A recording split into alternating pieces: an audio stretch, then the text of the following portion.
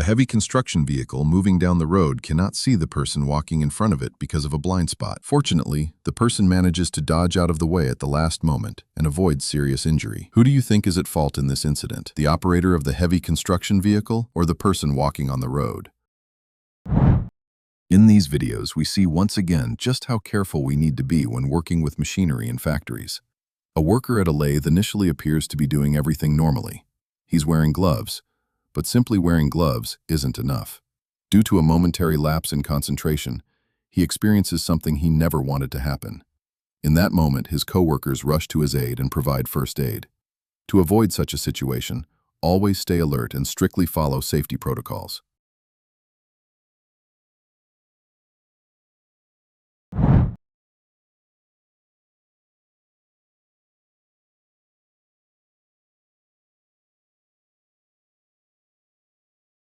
These images once again demonstrate why standing beneath suspended loads on construction sites is strictly prohibited. Pulley systems are commonly used on construction sites to transport building materials to upper floors.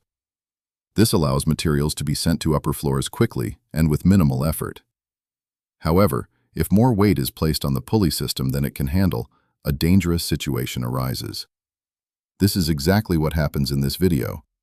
The construction worker not only overloads the materials, but also stands directly beneath the platform, and unfortunately, the accident becomes inevitable.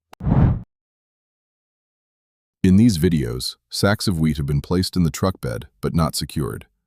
As the driver attempts to secure them with long straps, the sacks suddenly fall.